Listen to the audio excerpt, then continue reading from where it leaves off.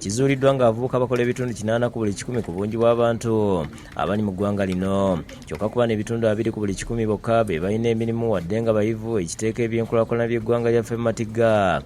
Okusinza ku mukugu mu byenjigiriza mu matendekero aga waggulu era Chancellor w'ettendekero lya YMCA Comprehensive Institute, Dr. James Nkata. Ebitundu 80 ku buli 100 mu Uganda muno bavubuka.